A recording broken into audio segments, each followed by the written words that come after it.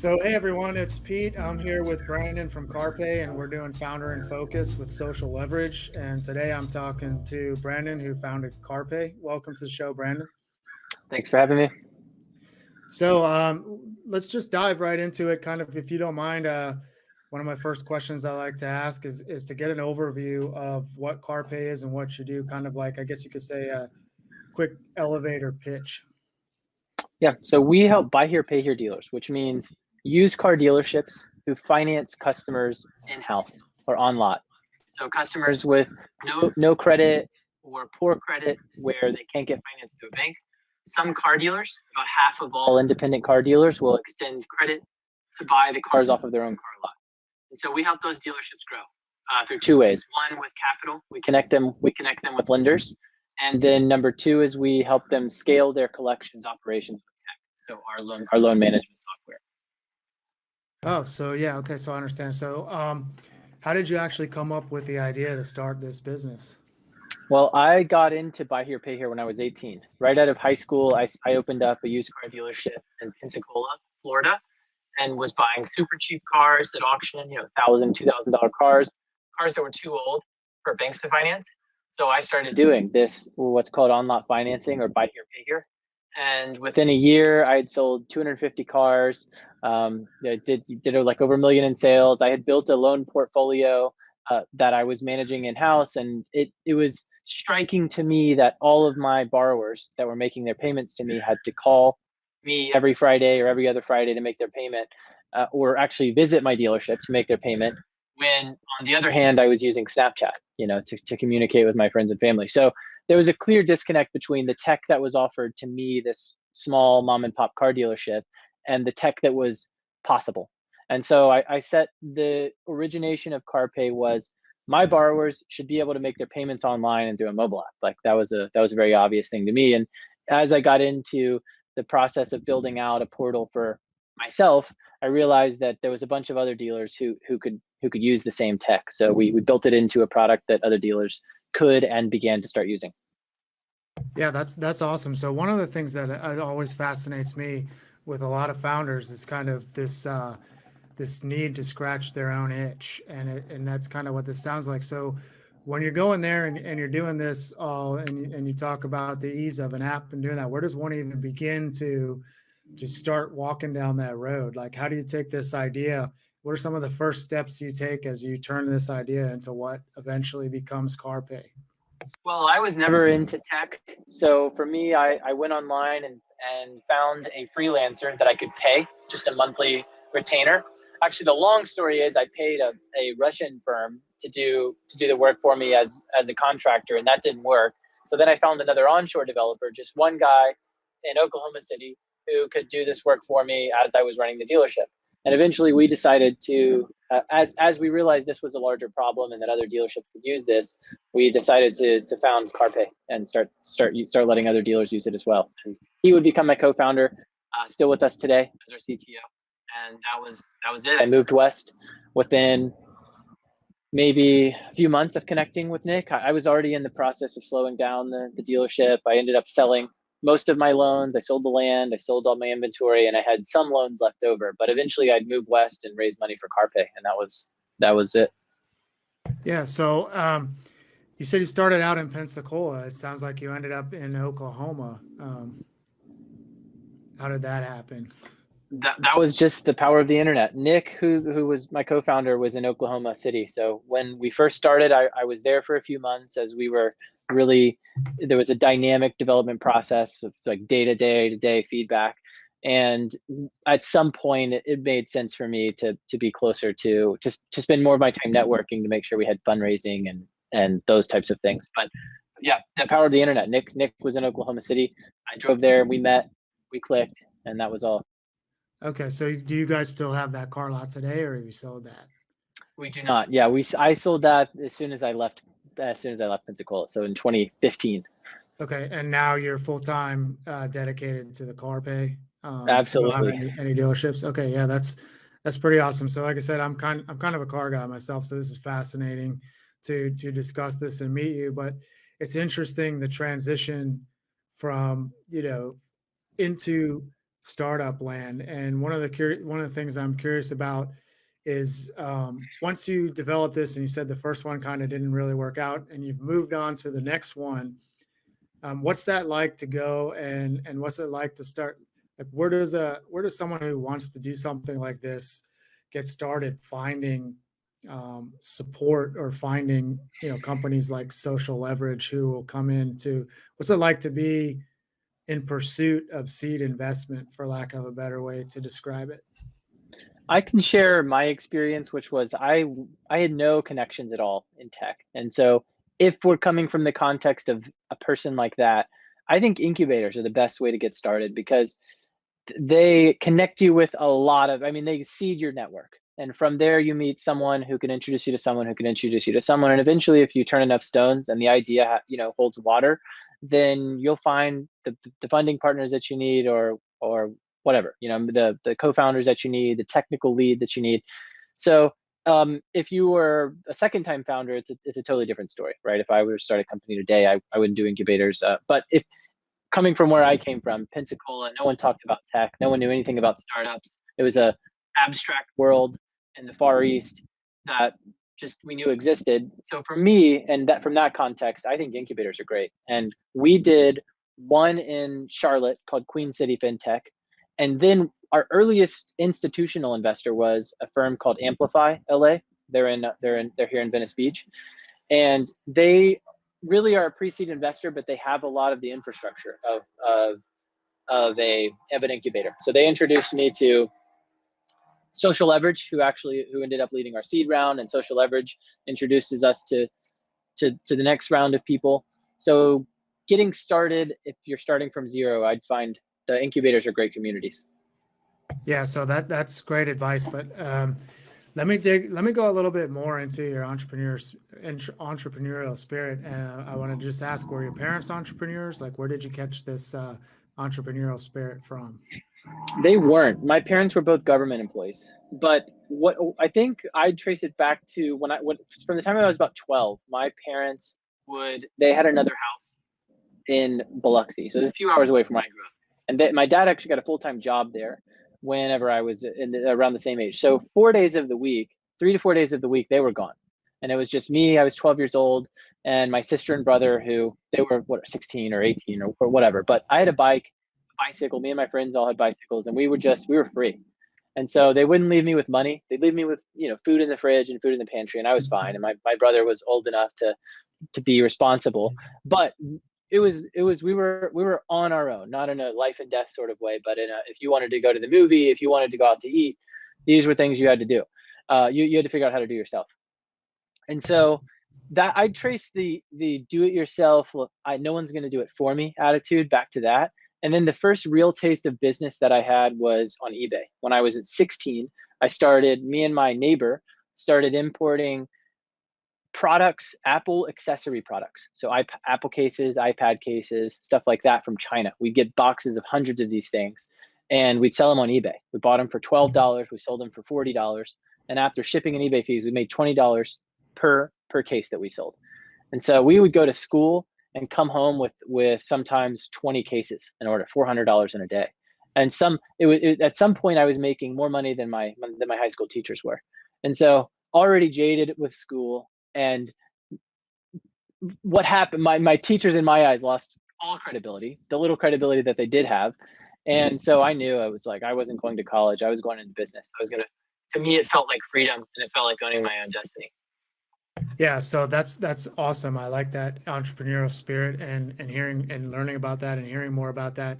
So my next question is going to be, how did cars come to be? What was the thing about cars? The merge of cars was the simple logic of a 16 to 18-year-old. At some point when I had concluded that business was the route for me, one of my brother's friends' dad was Pensacola wealthy and owned a car dealership, a used car dealership that was actually a buy here, pay here car dealership. And so he always had a new cool car because you can just slap a dealer plate on it and drive anything you want. And he always, and they were wealthy in Pensacola terms. And so to me, it was like, I want to be in business. This is a business that is similar to my eBay business where I'm just buying something for one price and selling it for another price. And I liked cars. So it was my dream to become, I started taking my dealer license courses when I was 16. And so I knew that, and I paid $800 for some course that's came in a binder which wasn't even required. I was just like obsessed with becoming a car dealer. Yeah, that's awesome. So, little interesting story. I washed cars at an independent car dealership. I grew up near Clearwater, Florida, in Tarpon Springs, and Wow. there was a buy here, pay here lot, and the guy had in the back of the lot rotting away a Lotus Europa, and I was probably 14 or 15 years old washing cars at the lot, and the guy's like, "You can have it for $5 if you take it away." So I brought my dad down there. He took one look at it with the tree growing through it, and he's like, "No, we're not doing this." So yeah, um, interesting. I have that huge love of cars too, so it's great to talk to you. So let me ask, what was your first car? You're doing all this, you're taking these courses, you've got the binders, you're about to become, Pensacola rich as your own independent dealer. What's your favorite car? My favorite car was actually inspired by another one of my friend's dads who had an M3. He had like a 2001 M3 and it was black. And he took me on a ride one time when my parents owned like a minivans and stuff. And so I went to my friend's house and we went to go eat one time. And on the interstate, he just like pulled into the left lane and just punched it. We were doing like 130 or something like that before he got off it. And I was like, wow. This was the first time that I had been in a car that was like a real car. I mean, this was a super cool car, and I thought it had a lot more flavor and taste than like a Corvette or something that everyone recognizes as like a cool car, because the M3 just looks like a regular BMW, but it's not. It's a Right. race car that looks just like a regular BMW to the average person. And so when it came to get time for me to get my first car, I found out what my mom paid for my sisters. And so I said, if you'll give me the same amount of money you gave my sister for her car, I'll pay the delta for an M3. I want an M3. And she did it. She bought me an M3 for my first car. I paid her off the delta. Okay, yeah, I'm a little jelly here, but yeah, let's keep and going. The and first car, an M3. I to love it. everyone's surprise, I'm still alive. But I actually think it was important. I washed it at least once a week. I took really good care of it. I did. It really instilled my passion for cars and for the industry. Yeah, okay. Yeah, that's awesome. So, I mean, it's a nice feeling to work within an industry of something that you're passionate about. So, let Totally. me move on to some other things just about entrepreneurship in general. Um, so what are when you're working through this, what are some of the things you do to generate like new ideas to come up with, I know you saw the need when you were doing your own independent lot for kind of what Howard, our general partner, in fact, one of our founding partners, calls creating, a messy back end that's covered by an elegant UI. So, what are some of the things besides just fulfilling your own need, but what are other things you do to try to generate new ideas as you move forward? I I tend to be pretty abstract about things first. I tend to there's kind of like a bottoms up way, which was, here's a need that I knew I had as a dealership that to solve this issue. But then you can think more top down, like macro down, and the us and the product merging into what it is now, which is we're really a fintech and data company, and the software platform that we offer to dealerships today, it's a tool that allows us to open up the capital markets for buy here pay here dealers, because we have $3 billion of loan data on our buy here pay here loan data on our platform, and across hundreds of dealers across the entire US. And so what we've been able to do is to understand that buy here pay here loans, individual by individual, are hard to predict who will default and who won't. In fact, it's maybe impossible to get to predict. If a bunch of people have no credit score, or the very thin credit score or bad credit, the banks are saying we can't predict which of these customers will default and which ones won't. And the buy here, pay here dealer says, I don't even try. You know, the buy here, pay here dealer just says, do you have a job and do you have a down payment, and I'll give you a loan. And the dealer's mindset is, I have a GPS on all these vehicles. The third of my customers that default and I need to pick up, I have a GPS and I go and I do it, and I resell the car. And so, but they don't try to predict which customers fall into the third and which customers fall into the 2/3. You know, their underwriting box is just big and wide and open. And dealers have a binary underwriting model, basically. But what we've been able to do is actually to see that where borrower by borrower prediction is basically impossible, predicting the dealer's whole portfolio is actually super easy. It's super easy for us, and the ability to predict is very solid. So when you're looking at $3 billion of buy here, pay here loan data, the consumer level data is hard. But I could look at a dealership with $2 million in receivables and another dealership with $2 million in receivables, and I could tell you which dealership would we pay more over what period of time. I could say this guy will have $1.5 million in collections over the next 2 years. This guy will have $1.1 million in collections over the next 2 years. And so what that allows us to do is to open up the capital markets for these buy here, pay here dealers. We can go to banks and say, look, we can guarantee that $1.5 million of this $2 million in receivables is good. That's collateral. CARPAY will make the guarantee that there's $1.5 million of collateral here. Whereas traditionally, the way people look at auto loans is you'd have to look at this portfolio and say, you could buy these 20 loans from this dealer, or you could buy these 10 loans from this dealer. We haven't done that. We obfuscate the consumer level data to the degree of 90% of our underwriting weight goes on the dealership and their portfolio, and 10% of the way on the borrower and the characteristics. So when we think about how we got to this product, is our dealers need cash more than anything. You know, we're helping them service their portfolio, which is great, but dealers' biggest need is every time they sell a car, they're putting cash in street. And that amount since buy here, pay here started has gone from $0. Used to could buy a car for $800 and sell it for $800 down. So you'd have no cash in street. Now it's $6,000 or $7,000. Every time you sell a car, you're putting $6,000 or $7,000 in the street, and it takes you 16 months to recover it. So it's a cash intensive business, and the capital markets hasn't opened up to buy here, pay here, because no one's cracked the code on how to make scalable capital access into the buy here, pay here space until us. Our platform, as we watch hundreds of millions of dollars of this paper being serviced every month, it's like the secret sauce is that you rate the dealer by their historical portfolio's performance. And so that's how we came on the other ideas. We know that our dealers' biggest bottleneck for growth is having capital. And so we figured out how can we open up this asset class so that some Wall Street lender who doesn't want to talk to buy here, pay here dealers, who doesn't understand buy here, pay here dealers, can bring $1 billion of new capital into the buy here, pay here space.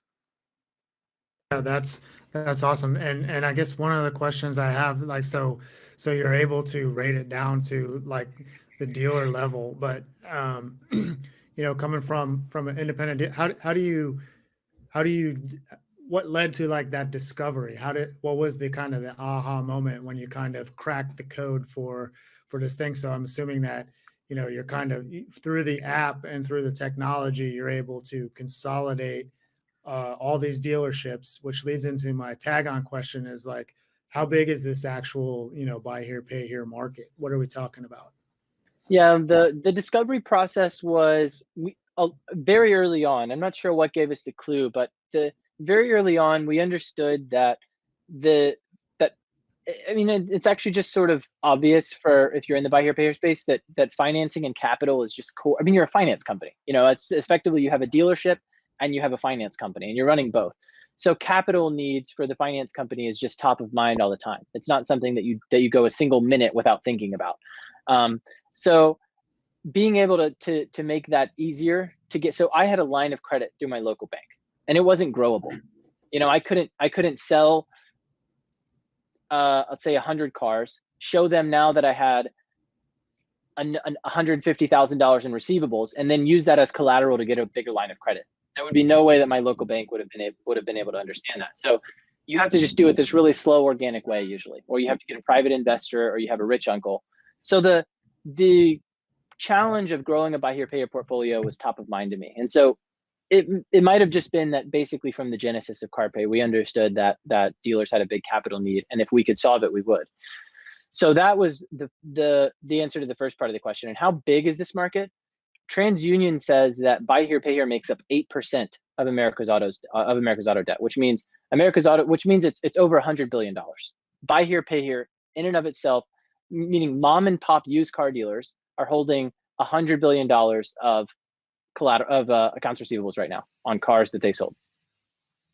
Wow, that's it's pretty large. So let me kind of switch gears, no pun intended here, and come back to a little bit more on the entrepreneurial side of things. So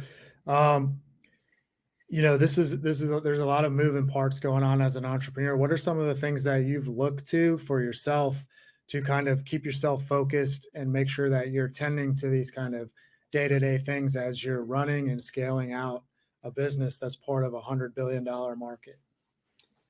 It changes every phase. When it was just me and 3 developers, it was different. But I could speak to now. We have 30 to 35 people, and we have a COO, and he's very operational. We have a chief revenue officer who runs our revenue, and we have CRO to run our ops.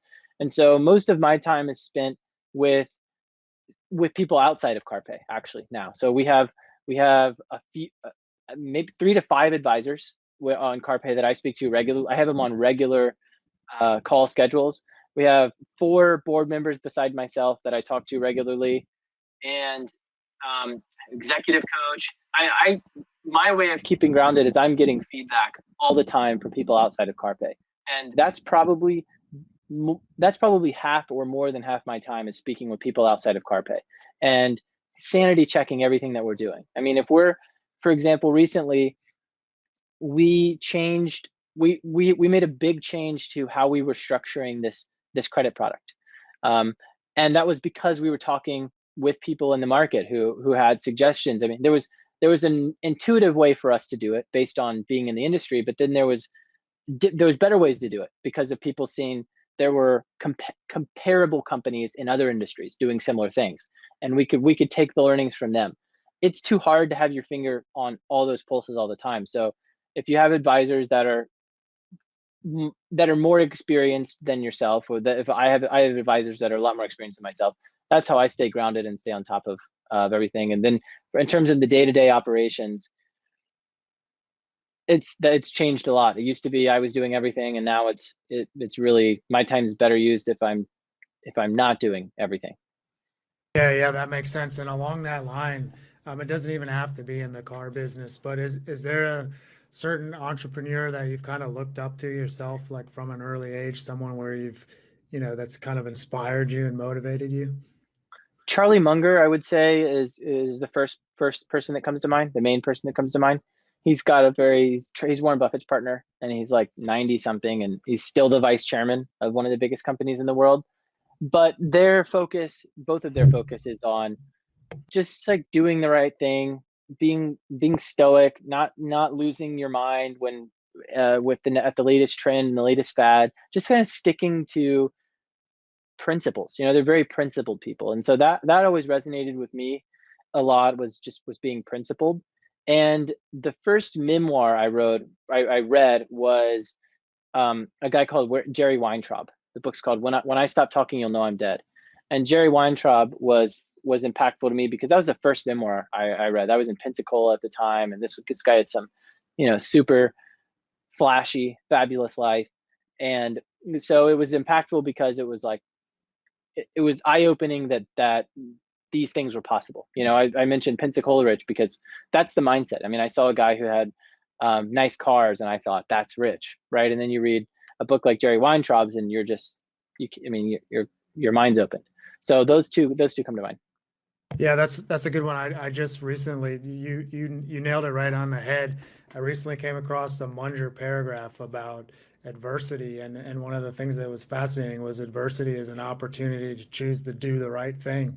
So that was pretty impactful. Any books that you read besides the Weintraub? Anything else that you think would be good for entrepreneurs, kind of help them focus? Zen and the Art of Motorcycle Maintenance is my favorite book and the most impactful book that I've ever read in my life. I mean, philosophically. So I would say, and that's applicable to anybody that's focused on something that they are passionate about and care about. Zen and the Art. Okay, so yeah, and keeping along kind of this theme of entrepreneurship and kind of adversity and doing the right things. What would you are there any type of like obstacles or failures that you've faced, and if so, how did you overcome them?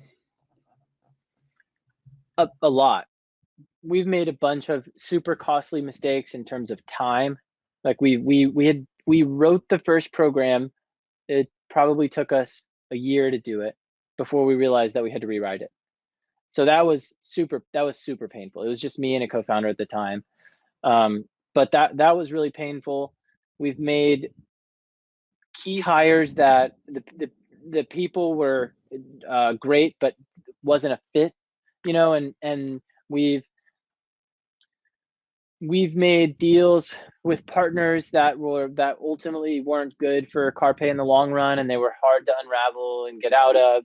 I mean, a lot of really costly and and mistakes with long tail effects. That were the big time mistakes. We built we've built product that we never shipped or never got to use.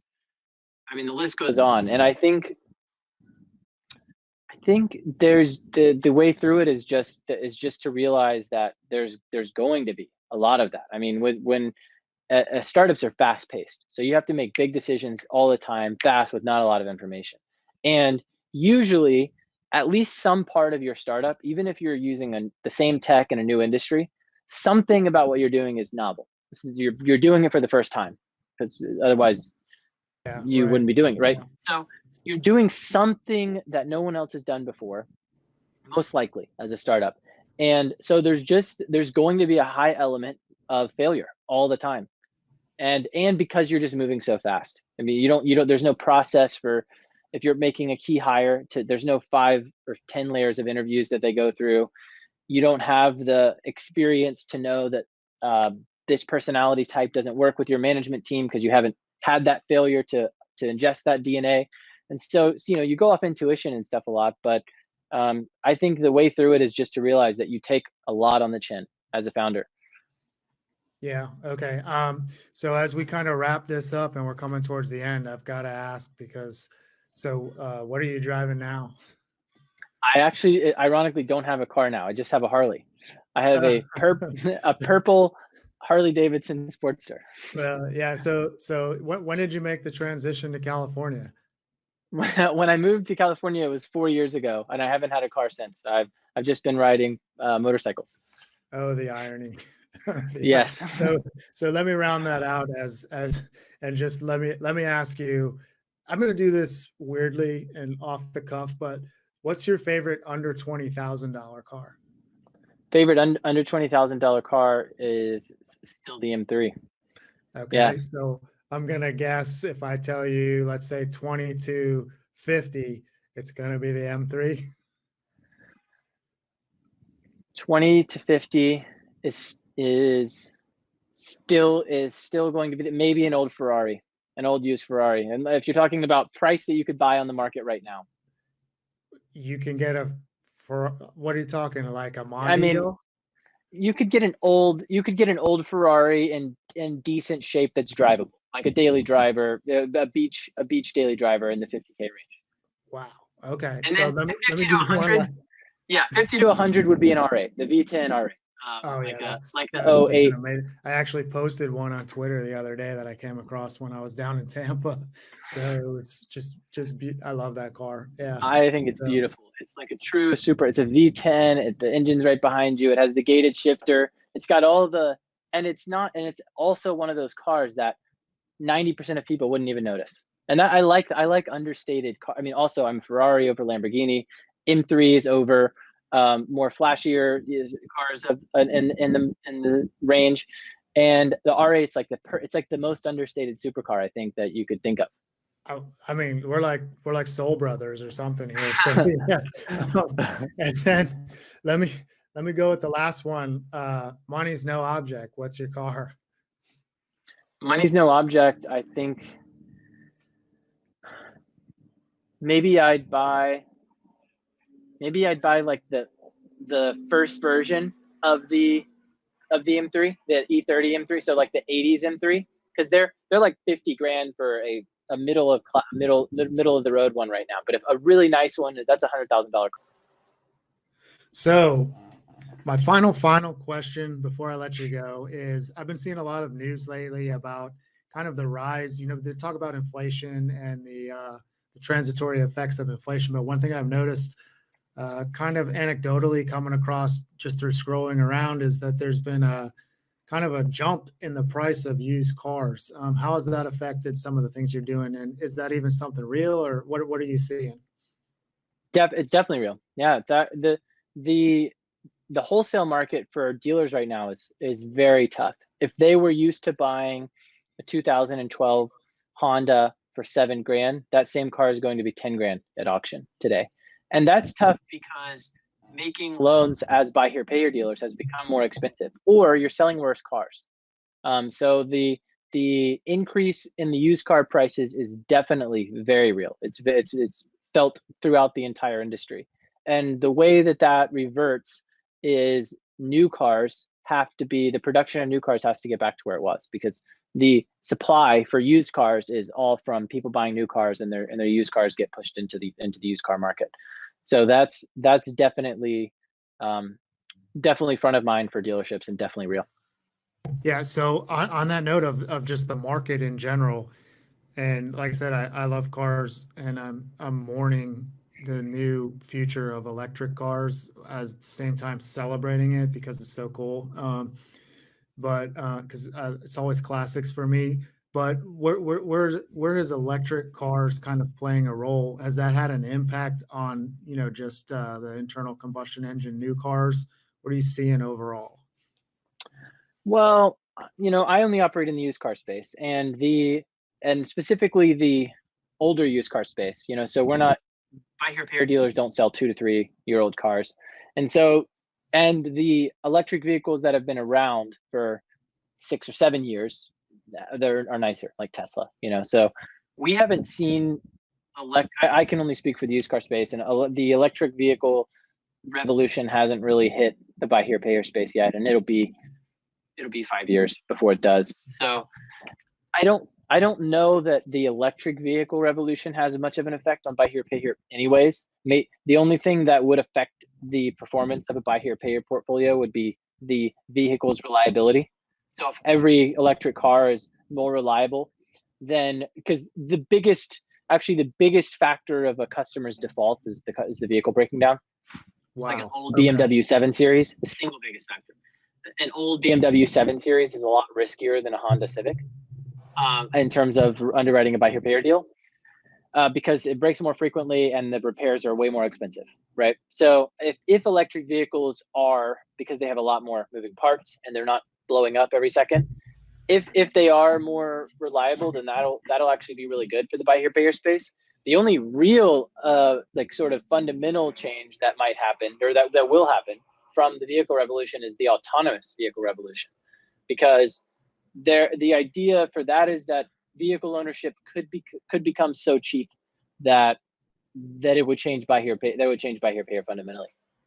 Yeah, so that brings up something interesting that's fascinating because earlier in our conversation, you had talked about the data that you're pulling and all the data that you have and how it makes portfolio decisions.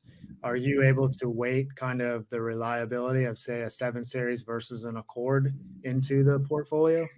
Well, we don't have to, because a dealership that sells 7 Series, that even sells them, is going to have a worse performing portfolio than a dealership that just sells Honda Civics, right? So it will show up in the dealer's history. We don't have to go through and actually analyze, did he sell 27 Series this year or did he not? We just look at the portfolio and how it performed over the last 3 years, and that tells us how it'll perform over the next. By and large, so we put 90% of the weight on the dealership and 10% on the borrower. So those types of factors we know exist in the consumer by consumer credit modeling, but we don't actually have to model the consumer that way. Okay, so you're confident in the weighting that you're giving to the overall portfolio based on a dealer by dealer. That's Yeah, okay. exactly right. All right. Well, hey, I want to thank you very much for coming on to this first of mine, Social Leverage Founder in Focus. And it was really, really great to have the conversation with you. And I wish you guys the best success. And I'll talk to you sometime soon. Yeah. Thanks, Peter. Thanks for having me.